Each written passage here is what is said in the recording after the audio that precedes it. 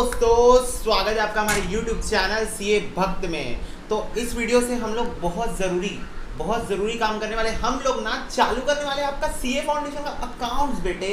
और आपको पता नहीं होगा तो आप लोग ना अब कुर्सी की पेटी बांध ही लो, क्योंकि आप लोग अब ऐसे कोर्स में एनरोल कर चुके हो जो आपको रोलर कोस्टर राइड से भी ज़्यादा थ्रिल देने वाला है। बहुत ज़्यादा मज़ा आने वाला है आपको इसी कोर्स में, जिसका नाम है चार्टेड अकाउंटेंसी कोर्स।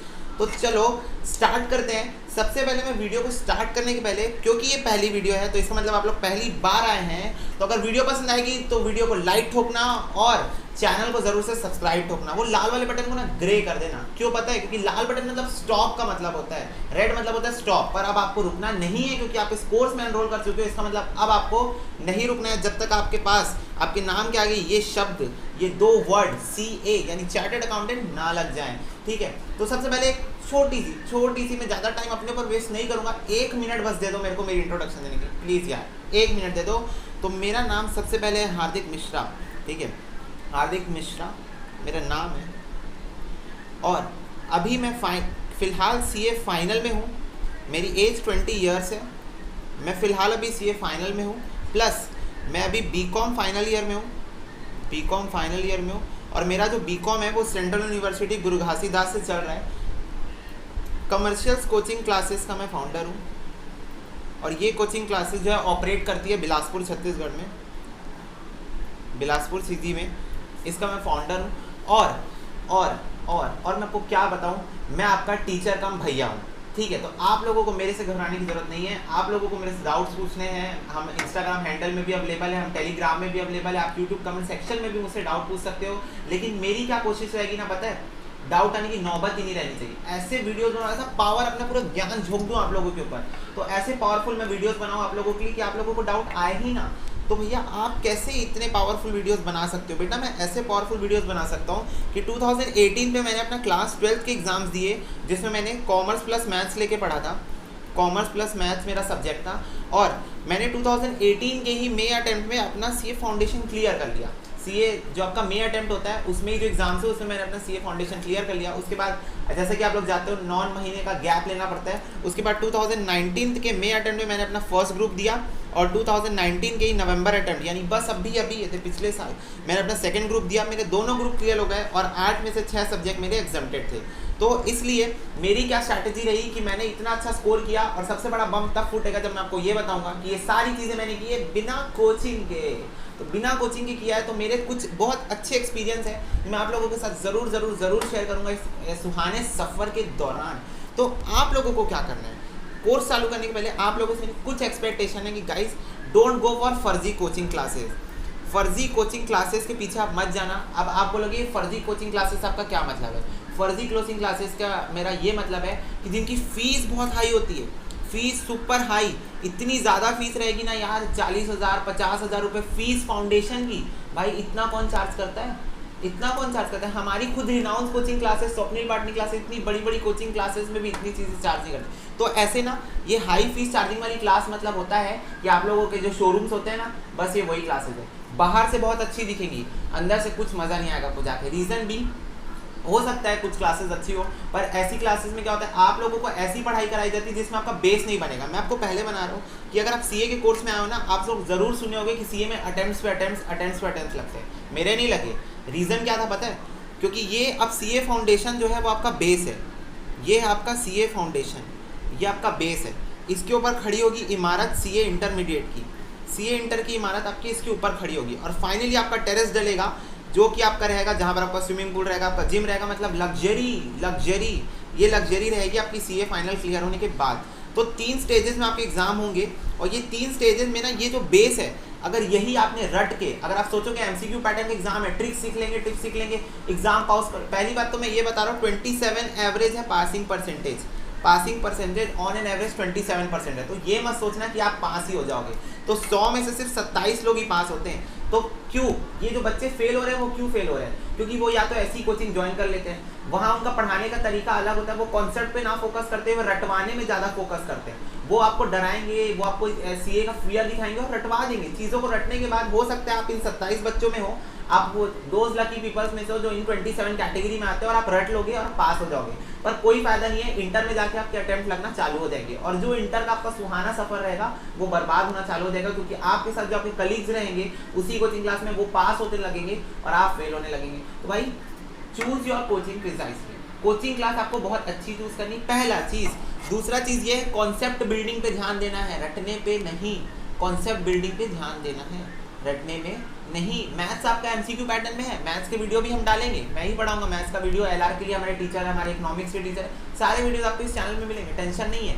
लेकिन मैं ये बोल रहा हूँ कॉन्सेप्ट बिल्डिंग में ज़्यादा फोकस करना, और you are those from those lucky peoples जिनका बेस बहुत अच्छा बनने वाला है। भैया आप ऐसा क्यों बोल रहे हो? क्योंकि भाई तुम मेरे वीडियो में हो, अभी तुम मेरे वीडियो में, इसका मतलब ये सीए फाउंडेशन का जो बेस है वो मैं बना रहा हूँ आपका, और अगर मैं बेस बना रहा हूँ ना, मैं कहीं कमी नहीं छोड़ता बेस बनाने में। ये चीज़ आप ध्यान रखना। चलो बहुत हो गई इधर उधर की बातें, आप लोग बोलोगे भैया बहुत आपने कर लिया। चलो अब मैं आता हूँ, सबसे पहले आपके अकाउंट सब्जेक्ट का नाम क्या है? अकाउंट्स तो सुना है बेटा, नाम है आपके सब्जेक्ट का principles and practice of accounting. ये देखो, और ये जो सुंदर सा आपको बुक दिख रहा है ना, ये मैंने नहीं बनाई है बुक। अगर आपको कोई टीचर बोलेगा मेरे नोट्स ले लो, मेरे बुक्स ले लो, ये ले लो, वो ले लो, भाई फ्रॉड कर रहा है आपके साथ। आईसीआई का मटेरियल भगवत गीता है, मैं गारंटी ले रहा हूँ, guarantee. Institute of chartered accountants of India ने जो स्टडी मटेरियल निकाला है, अगर आप वो पूरा करके जाओगे, आपको कोई नहीं रोक सकता फाउंडेशन क्लियर करने से, कोई भी नहीं रोक सकता। सारे सब्जेक्ट्स के लिए बोल रहा हूँ, बाहर के रिसोर्सेज की जरूरत नहीं है। हाँ थोड़ी बहुत पड़ेगी जरूरत प्रीवियस ईयर क्वेश्चन पेपर की, वो हम प्रोवाइड करेंगे ना, काहे की टेंशन है, ये करेंगे हम प्रोवाइड आपको। तो ये चीज़ मैं आपको बोल रहा हूँ, principle and practice of accounting आपके इस सब्जेक्ट का नाम है। अब मैं थोड़ा सा आपको ब्रीफ, आपको थोड़ा सा समझाना चाहूँगा कि इस सब्जेक्ट को देखो कितने चैप्टर्स में बांटा गया है। तो देखो चैप्टर नंबर 1 है आपका theoretical framework, chapter number 2 is accounting process, chapter number 3 is bank reconciliation statement, बचपन की याद आ गई भैया, class 11th। Chapter number 4 is inventories, chapter number 5 is concept of depreciation, 6 is for special transactions.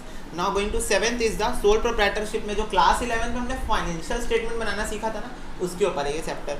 Partnership accounting class 12th, financial statement और NPO class 12th first chapter आपका, और companies accounting भी अगेन क्लास 12th। अब मैं एक बहुत ज़रूरी बात आपको बताना चाहता हूँ, बहुत ज़रूरी बात। सीए फाउंडेशन बेटा सिर्फ कॉमर्स बैकग्राउंड के बच्चे नहीं करते हैं, some of them are from science background also. तो उनको ना डेबिट, क्रेडिट, कैपिटल, लायबिलिटी, ये सारे टर्म्स उनको फेवरेबल नहीं होते। तो हम जब पढ़ाएंगे ना पूरा बेसिक से पढ़ाएंगे, पूरा बेसिक। बीइंग अ लेमैन, आपको कुछ नहीं आता है, आप नहीं लो, ऐसा सोच के हम पढ़ाएंगे। तो इसलिए जो कॉमर्स के बच्चे हैं वो ऐसा नहीं करेंगे वीडियो को 1.5 की स्पीड में देख रहे हैं, 2x स्पीड में। बेटा जरूरी है, आप भी कुछ ऐसा हो सकता है जो मिस आउट कर दियो कॉन्सेप्ट। आप क्या सीखे हो क्लास 11 12 में? Plus minus, subscription account, outstanding, opening, outstanding, advance, plus minus. बेटा तरीका ही गलत था आपका पढ़ने का, सच्ची बता रहा हूँ, आपको बुरा लगे अच्छा लगे, क्लास 11 12 में आपका पढ़ने का तरीका ही गलत था। कहीं से भी आप पढ़े, वहाँ पर आप ना सिर्फ ऐसी प्लस माइनस सीखो। अकाउंटिंग स्टैंडर्ड्स का क्लास 11 में अगर आपको किसी बहुत अच्छे टीचर पढ़ाया होगा, आपको अकाउंटिंग स्टैंडर्ड्स के बारे में बहुत अच्छे से ज़रूर बताया होगा। अगर वो सीए होंगे तो ज़रूर बताया होगा, बेटा अकाउंटिंग स्टैंडर्ड तो अभी आप छुए भी नहीं हो, टच भी नहीं किया, दूर से देखियो, दूर से दर्शन किया अकाउंटिंग स्टैंडर्ड का।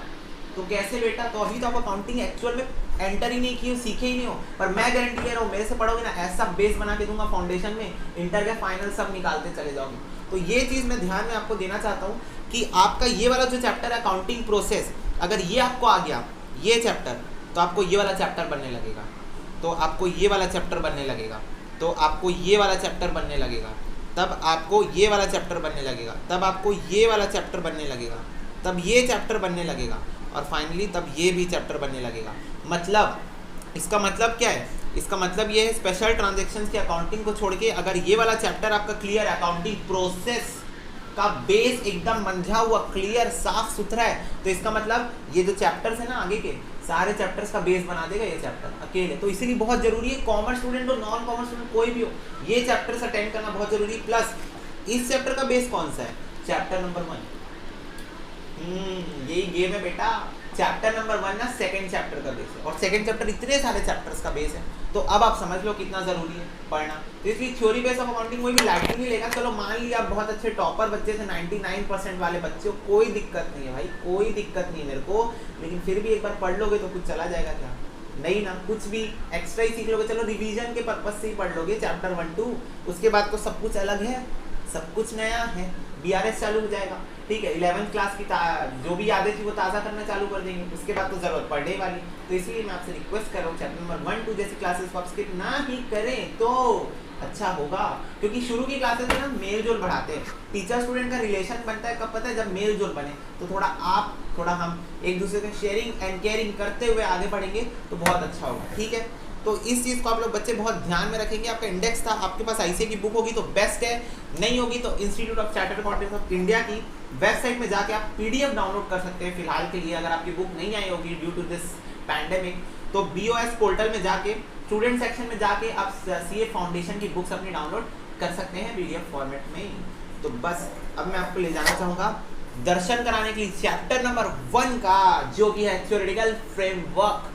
इस चैप्टर का हमको दर्शन करना है, दर्शन ठीक है, भगवान है ये, इसके हमको करने हैं दर्शन। तो देखो ये चैप्टर ना बहुत सारे पार्ट्स में डिवाइडेड है, बेसिक से लेकर एडवांस तक की चीज़ों में इस चैप्टर डिस्कस कर दिया है, क्योंकि ये थ्योरी के बारे में बता रहे हैं। वो थ्योरी मतलब क्या होता है पता है?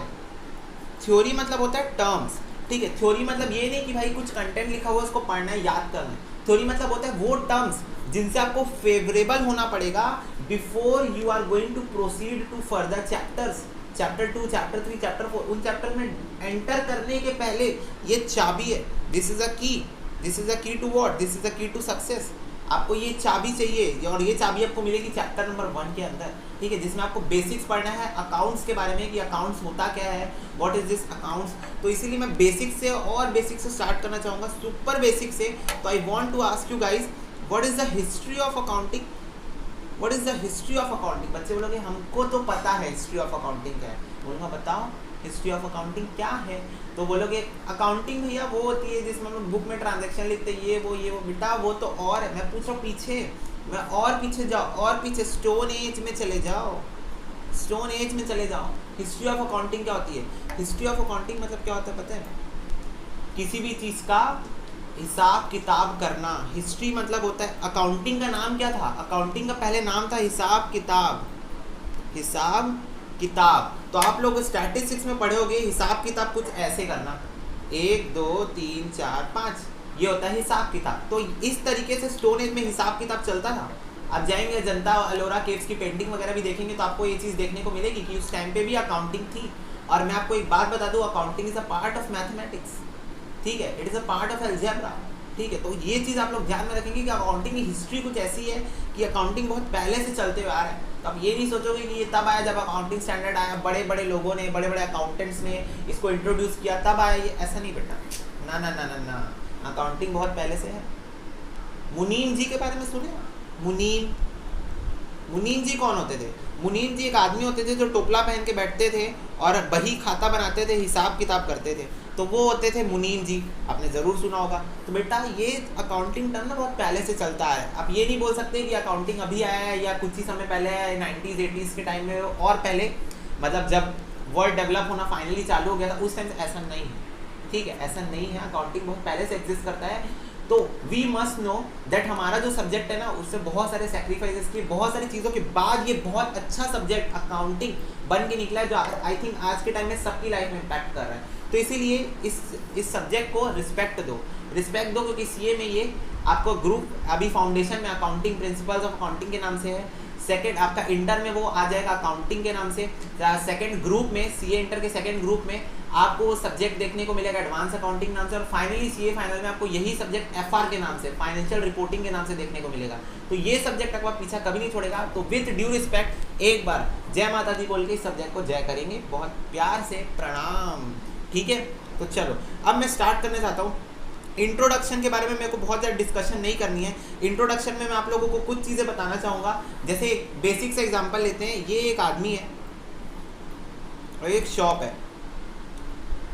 ये आदमी यहाँ पर जाएगा, कुछ चीज़ परचेस करेगा, ठीक है, और फिर पेमेंट करेगा रुपीज़ में, ठीक है।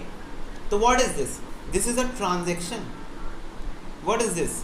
This is a transaction. ये जो अभी परचेज हुआ ना, ये जो अभी सामान खरीदा ना, वो उसको बोला जाता है ट्रांजैक्शन, ठीक है, ट्रांजैक्शन। और ये जो ट्रांजैक्शन है ना, क्या मैं इसको मनी के टर्म्स में वैल्यू कर सकता हूँ? आप बोलोगे हाँ, yes you can value this transaction in terms of money because there is some money we are going to pay, to buy this product, जो भी product X Y Z, let us assume वो chocolate purchase किया, तो वो जो chocolate purchase किया ना, dairy milk थी 60 रुपीज़ वाली, तो वो 60 रुपीज़ पे किया, तो येस वी कैन, इस ट्रांजेक्शन को हम लोग रुपीज़ के टर्म्स में वैल्यू कर सकते हैं। तो एक ट्रांजेक्शन जिसको हम मनी यानी रुपीज़ के टर्म्स में, अगर इंडिया की बात करूँ तो रुपीज़ के टर्म्स में जिस ट्रांजेक्शन को हम वैल्यू कर सकते हैं, वो ट्रांजेक्शन का पूरा हक बनता है कि वो अकाउंटिंग अपनी जगह बना सके, ठीक है, उस ट्रांजेक्शन का पूरा हक बनता है कि वो अकाउंटिंग अपनी जगह बना सके। कैसी जगह भैया, कैसी जगह? तो अकाउंटिंग का मतलब मैं अभी बेसिक समझाना चाहूँ, बेसिक, तो बुक में नोट्स बनाना, किससे रिलेटेड नोट्स? ट्रांजैक्शन से रिलेटेड। ट्रांजैक्शन क्या होता है?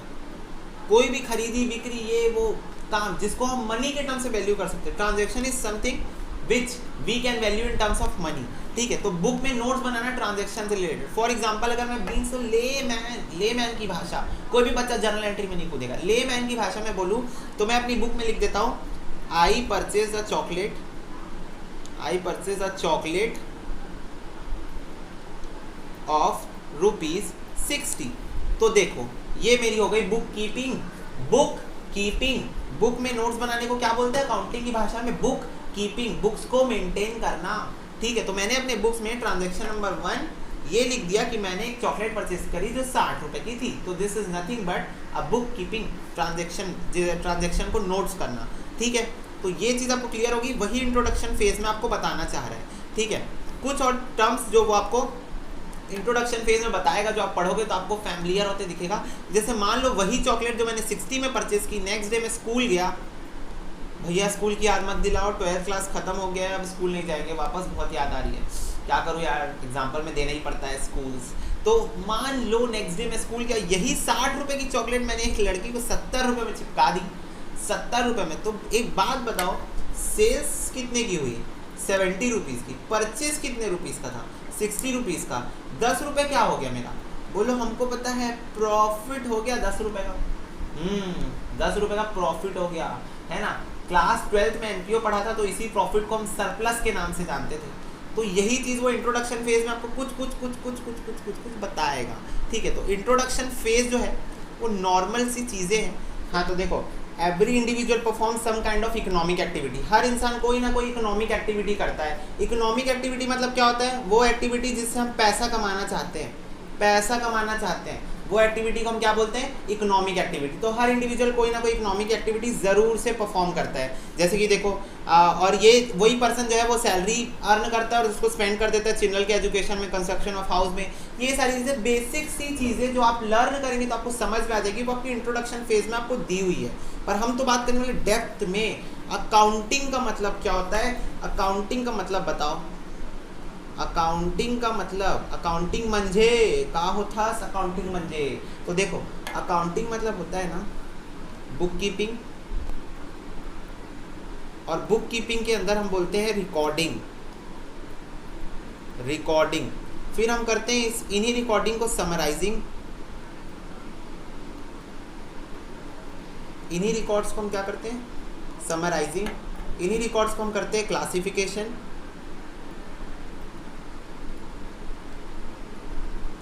फिर हम करते हैं इंटरप्रिटेशन, और हम लोग करते हैं कम्युनिकेशन। तो देखो अकाउंटिंग के अंदर इतनी सारी चीजें आती है। Accounting is a art of, definition क्या बोलता है पता है आपको? अकाउंटिंग एक कला है। कला कैसे है? आर्ट है। Accounting is a art of getting things done. कौन सी थिंग्स? ये थिंग्स जो आपके सामने लिखी है। पहली थिंग क्या है? रिकॉर्डिंग, मतलब ट्रांजैक्शन को रिकॉर्ड करना। भैया what do you mean by transaction? Transaction is anything which can be valued in terms of money. It's an event, it's an transaction, ठीक है। तो उसको सबसे पहले आपको क्या करना है? कॉपी लेना है, एक बुक लेना है, उसमें रिकॉर्ड करना है। अब मैं आपको थोड़ा सा परिचय कराना चाहूँगा रियलिटी से। रियलिटी में बुक कीपिंग, अकाउंटिंग जो आप क्लास 11-12 में कर क्या है, ऐसा कोई भी कार्यक्रम आपको रियलिटी में नहीं करना है। आपको ये सारे काम जो आप किए थे वो टैली में करना है, और टैली में हमको एंट्रीज नोट करनी पड़ती है। वो जो आप प्लस माइनस करते थे ना, वो सारे कार्यक्रम हो चुके हैं बंद। तो इस चीज़ को आप ध्यान रखना। आप ग्राउंड रियलिटी पे बात करेंगे तो सीए में आपको टैली सॉफ्टवेयर देखने को मिलेगा और सॉफ्टवेयर के अंदर आपको एंट्रीज पास करनी होती है, ये जो plus minus outstanding salary PNL account debit side plus करते थे, ये सारी चीजें नहीं होने वाली है। तो पहला चीज है रिकॉर्ड करना, अकाउंटिंग में पहला कार्यक्रम है रिकॉर्ड करना, it is the art of recording. दूसरा कार्यक्रम है क्लासिफिकेशन।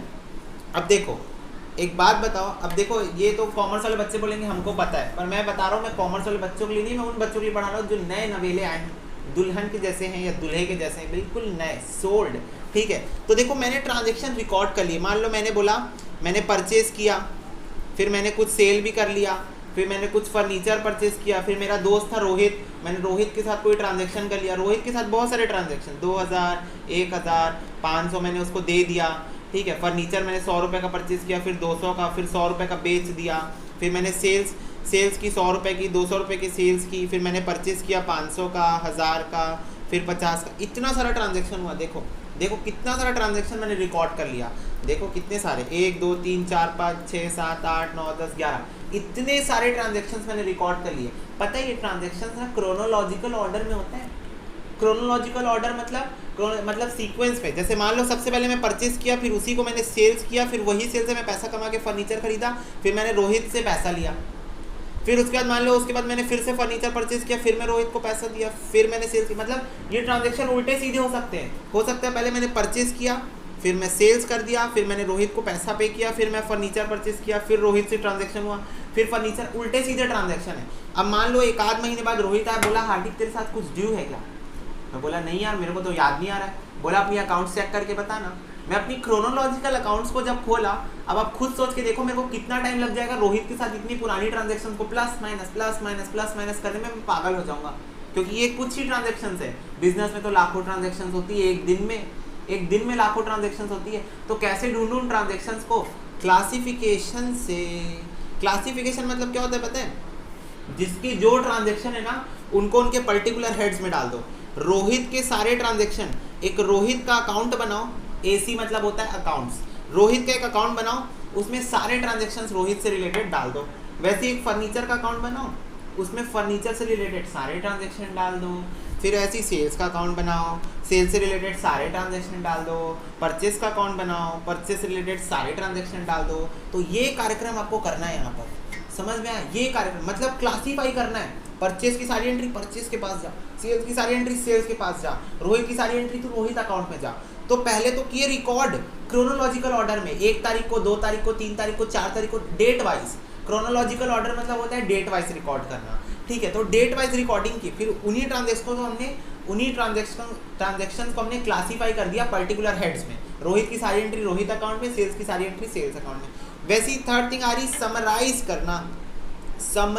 करना। अब एक बात बताओ, आप लोग बिजनेस चला रहे हो, ये आपका बिजनेस है, मस्त बिजनेस। मैं विश कर रहा हूँ मेरे जितने बच्चे पढ़ रहे हैं सारे के सारे सीए बनेंगे, एक अटेम्प्ट में बनेंगे, कोई दिक्कत नहीं है। ठीक है, बहुत अच्छी बात होगी, आप लोग बहुत अच्छा अपना बिजनेस, अपनी प्रैक्टिसिंग सेटअप करके फुल पैसा कमा रहे हो। आपकी इच्छा नहीं होगी जानने की कि कितना प्रॉफिट हो रहा है हमको?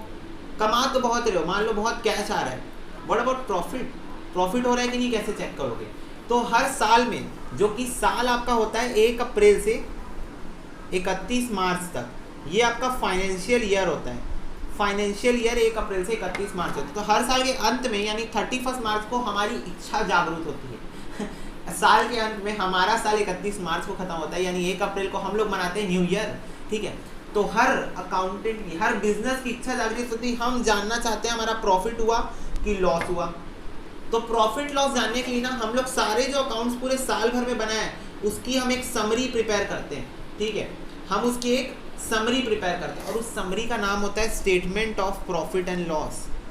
Statement of profit and loss, ये देखो, ये समरी का नाम होता है, उस समराइज अकाउंट का ये नाम होता है statement of profit and loss. और इससे हमको पता चलता है कि हमारा प्रॉफिट हुआ है कि लॉस हुआ है। एक और चीज़ बनाते हैं, बैलेंस शीट बनाते हैं। क्या बनाते हैं? बैलेंस शीट बनाते हैं। बैलेंस शीट से क्या पता चलता है? आज की डेट में हमारी संपत्ति कितनी है, आज की डेट में हमारी संपत्ति कितनी है, वो हमको बताता है बैलेंस शीट। ठीक है, क्लियर हुआ? तो ये 2 चीज़ें बनती जनरली, बाकी तो cash flow statement, fund flow statement, equity shares का जो इक्विटी का जो प्रॉफिट होता है, डिविडेंड होता है, वो सब निकालने के लिए इक्विटी का स्टेटमेंट, बहुत सारी चीज़ें बनती। पर ये मेजर चीज़ें, 2 चीज़ें, statement of profit and loss और बैलेंस शीट बनता है ताकि हम समरी करें अकाउंट की और पता लगा सके कि प्रॉफिट हुआ है कि लॉस हुआ है। समझ में आया? Finally coming to the point, interpretation. Interpretation मतलब होता है जब प्रॉफिट हो गया या लॉस हो गया तो ये पता लगाओ प्रॉफिट हुआ तो क्यों, लॉस हुआ तो क्यों। अब आप बोलोगे भैया लॉजिकल बात करो यार, लॉस हुआ तो पता लगाएंगे, लॉस क्यों हुआ समझ में आता है, प्रॉफिट हुआ तो खुशी मनाएंगे ना, है ना, क्योंकि बेटा पता लगाओ कि कोई ऐसा काम किया गया जिससे ज़्यादा प्रॉफिट हुआ और वो काम को अब आगे आप लोग और करोगे और दोहराओगे, उसी चीज़ को और रिपीट करोगे। तो प्रॉफिट का रीज़न पता करो और प्रॉफिट को बढ़ाने की कोशिश करोगे, और लॉस हुआ तो प्रॉफिट लॉस को हटाने की कोशिश करोगे, प्रॉफिट को बढ़ाने की कोशिश करोगे। समझे? इसलिए प्रॉफिट हो चाहे लॉस हो, इंटरप्रिटेशन करना जरूरी है। फाइनली एक स्टेप आता है अपना कम्युनिकेशन। ये जो हमारा प्रॉफिट एंड लॉस अकाउंट और बैलेंस शीट बन गई ना, ये फाइनली ओनर्स को, हु इज ओनर्स, मालिक MALIK, मालिक लोगों को बताओ जाके कि हमको प्रॉफिट हुआ कि लॉस हुआ, उनको कम्युनिकेट करो, रीज़न बताओ, ये सारी चीज़ें पूरे साल भर का जो कार्यक्रम आपने किया है वो बताओ। तो बोलो भैया बिजनेस तो मालिक ही चलाते हैं ना, तो वो अपने आप को बताएंगे क्या? मैंने बोला ना बेटा ये तुम्हारी बिजनेस है, XYZ लिमिटेड है, ठीक है, इसमें 2 टाइप के लोग आपको देखने को मिलेंगे, खुरापाती लोग, छोड़ो चलो नहीं बताते, ज़्यादा मजाक नहीं, लाइव क्लास में बहुत मस्ती बहुत मजाक होती है, ये तो वीडियो यार, वीडियो में थोड़ा सा अपने आप को मैं ना कंट्रोल करने की कोशिश करता हूँ, लाइव क्लास में तो छपरी। चलो तो XYZ लिमिटेड में 2 टाइप के लोग आपको देखने को मिलेंगे, एक होते ओनर्स, हु इज ओनर्स, मालिक, और एक होती मैनेजमेंट, MGT, मैनेजमेंट कौन क्या करती, काम करती बिजनेस में एक्टिवली, और ओनर्स क्या करते हैं, पैसा फंसाते हैं, पैसा लगाना। तो पैसा लगाने का काम जो ओनर्स का होता है, लेकिन काम करने का काम जो होता है वो मैनेजमेंट का होता है। तो इसलिए 2 अलग अलग लोग रहते हैं। तो ये मैनेजमेंट सारी चीज़ों को करती है, रिकॉर्डिंग, क्लासीफाइंग, समराइजिंग, इंटरप्रिटेशन, ये सारी चीज़ें मैनेजमेंट करती है। फिर फाइनली ओनर्स को वो क्या करती है, कम्युनिकेट। तो ये मैंने आपको कुछ स्टेप्स बताए जो आपके अकाउंटिंग के अंदर होते हैं, ठीक है। तो ये बहुत ज़रूरी था। कॉमर्स के बच्चे को लग रहा होगा कि भैया बोरिंग चीज़ पढ़ा रहे हो, ये सब चीज़ हमको ऑलरेडी आती। बेटा कुछ नहीं होता, पढ़ लो, क्वेश्चन सॉल्व करने हैं हमको, पढ़ लो, कुछ नहीं होता, ठीक है। तो देखो थोड़ा सा मैं आपको इंस्टीट्यूट की बुक से भी दिखा दूँ, नहीं तो बोलोगे भैया आप तो पूरा अपना अपना ही पढ़ा रहे हो, नोट्स कहाँ से बनाए। तो देखो मैं आपको इंस्टीट्यूट की बुक से कुछ इंपॉर्टेंट चीज़ बता देता हूँ, जो आप भी अपनी बुक में नोट डाउन कर लेना या फिर हाईलाइट कर लेना, जो आपकी मर्जी। तो देखो accounting is the art of recording, classifying, summarising in a significant manner in terms of money, transaction or event which are in part of at least of a financial character and interpreting the result thereof। तो देखो words आपको दिखा रहा हूँ मैं, recording, classifying, summarising in terms of money which is a transaction or an event or interpreting the result, ठीक है। Clear हुआ आपको? और एज पर द डेफिनेशन, ये देखो यहाँ पर ये पूरा कार्यक्रम समझाया है, ये देखो ये पूरा कार्यक्रम है, मैं इसे कर रहा हूँ कट क्योंकि मैंने ये चीज़ आपको ऑलरेडी समझा दी है। प्रोसीजरल एस्पेक्ट्स ऑफ अकाउंटिंग, देखो प्रोसीजरल एस्पेक्ट्स ऑफ अकाउंटिंग बना रहा है। On the basis of the above definition, procedure of accounting can be basically divided into 2 parts, generating financial information and using the financial information. पहले हमको financial information को करना है, बनाना है, पहले हमको फाइनेंशियल इन्फॉर्मेशन को बनाना है, फिर उसको करना है यूज़, फिर उसको यूज़ करना है, पहले बनाना है फिर यूज़ करना है, ठीक है। तो देखो जनरेट कैसे करेंगे, मैंने आपको बताया पहला स्टेप होता है रिकॉर्ड करना। रिकॉर्ड करने में मैं बहुत ध्यान से सुनना, क्या रिकॉर्ड होगा, वही ट्रांजैक्शंस रिकॉर्ड होंगे जो फाइनेंशियल कैरेक्टर के होंगे। जैसे कि देखो सैलरी से बिल, सेल्स बुक, पासबुक, ये सारी चीज़ें आपको दी हुई है, वही ट्रांजैक्शंस रिकॉर्ड होंगे जो फाइनेंशियल नेचर के होंगे। ये चीज़ आप लोग ध्यान में रखेंगे, ठीक है। और फिर आगे आपको दिया हुआ है कि ये जो ट्रांजैक्शन है वो जर्नल बुक में रिकॉर्ड होता है, तो ये चर्चा तो मैं करूँगा अभी आगे, रुक जाओ। रिकॉर्डिंग का मतलब मैं आपको बताना चाह रहा था। दूसरा चीज़ है क्लासिफिकेशन, क्लासीफाइंग मतलब क्या होता है, सिस्टमेटिकली डेटा को बांटना, systematic analysis of the recorded data with a view of group of transactions को ग्रुप कर दो। जैसे मैंने एग्जांपल लिया रोहित के जितने भी ट्रांजैक्शन उसको एक ग्रुप में डाल दो, रोहित ग्रुप, और उसमें सारे ट्रांजैक्शन को फीड कर दो। और entries of one nature at one place as to put information in a compact and usable form. एक नेचर के ट्रांजैक्शंस को एक जगह पे डाल दो, सेम नेचर के ट्रांजैक्शन को सेम जगह पे डाल दो, सेम नेचर के ट्रांजैक्शन को सेम जगह पे डाल दो, that is nothing but your classification. Clear हुआ? तो पहले तो रिकॉर्ड करेंगे, फिर क्लासीफाई करेंगे, ठीक है। फिर फाइनली अरे समराइजिंग मतलब छोटा करेंगे इन्फॉर्मेशन को, प्रॉफिट और लॉस निकालने की कोशिश यहाँ पर रहेगी जारी हमारी। Summarising is concern with the preparation and presentation of classification data in a manner useful to the internal as well as external users of financial statement. देखो एक शब्द का यहाँ पर प्रयोग हुआ है, यूजर्स ऑफ फाइनेंशियल स्टेटमेंट। इसमें मैं थोड़ी सी आपकी ध्यान को लाना चाहता हूँ। यूजर्स कौन होते हैं फाइनेंशियल इंफॉर्मेशन के?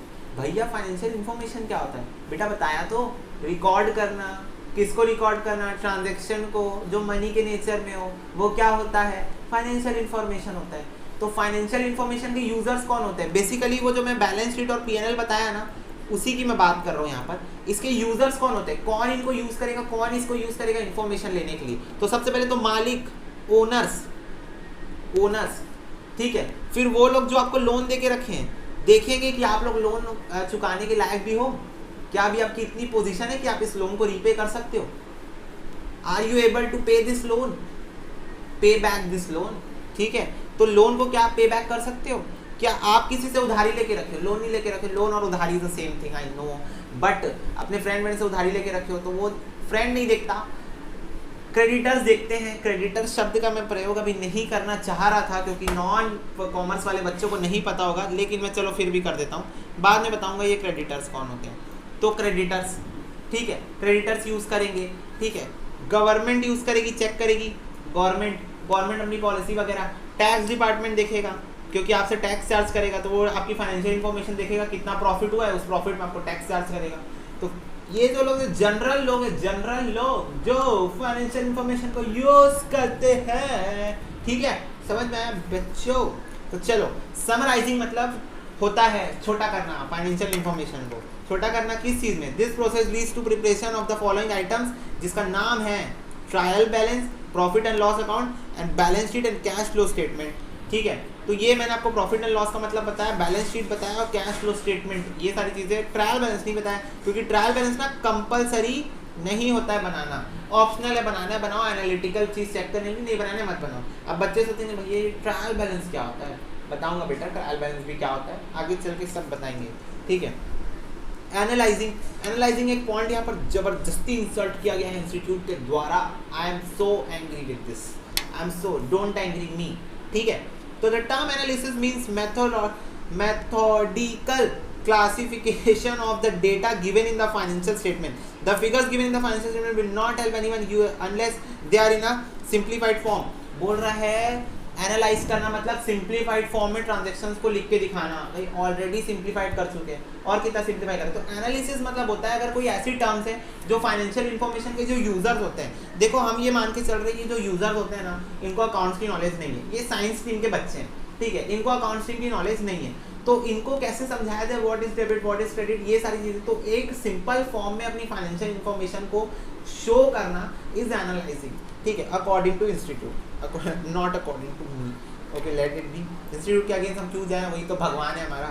For example, all the items related to fixed assets are put at one place while all the items related to current assets are put in another place. देखो वो presentation balance as per schedule balance sheet की presentation की बात कर रहे हैं कि हम लोग फिक्स्ड एसेट को अलग दिखाते हैं, फिक्स्ड एसेट्स को अलग दिखाते हैं और करंट एसेट्स को अलग दिखाते हैं, ठीक है। तो वो इस बेसिस पे बात कर रहे हैं कि अलग अलग दिखा रहे हैं तो उन लोगों को आसानी होगी समझने में, ठीक है। इंटरप्रिटेशन, तो इसको देखो, this is the final function of accounting, it is concern with explaining the meaning and significance of relationship establish, analysing the record financial data is analysed and interpreted in the manner will enable the end user to make meaningful judgement about the financial condition profitability. देखो मैंने जो आपको बताया था वो word मैं आपको direct ढूंढ के दिखाता हूँ। जजमेंट निकालना किसके बारे में, जजमेंट ड्रॉ करना किसके बारे में, फाइनेंशियल कंडीशन और प्रॉफिटेबिलिटी के बारे में।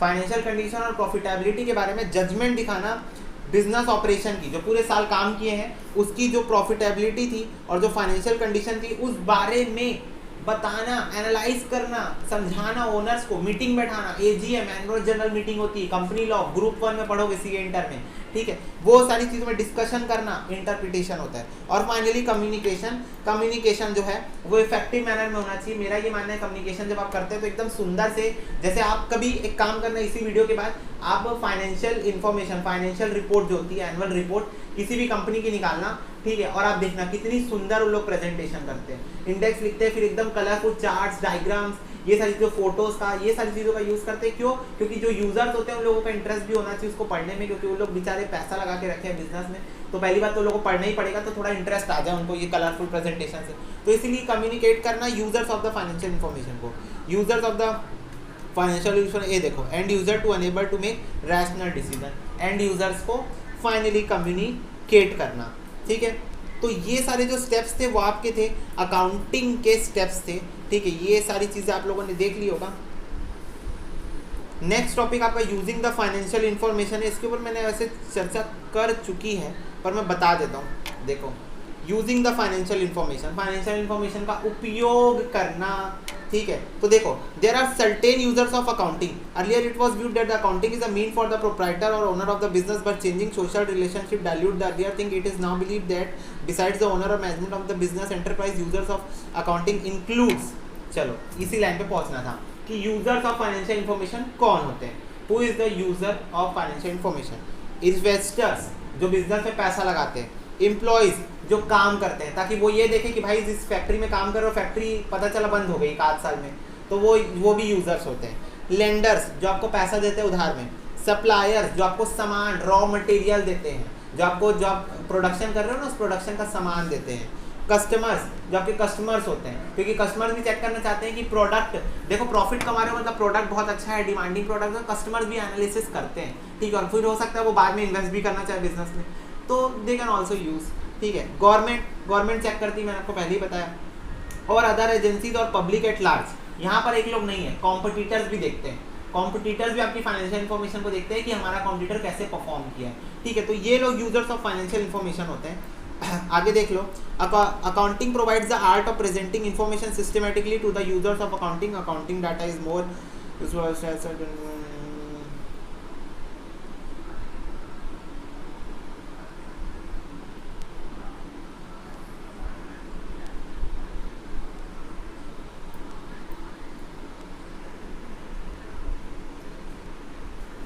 चलो इसमें कोई ऐसी बात मेरे को दिखी नहीं जो आपको बताऊं।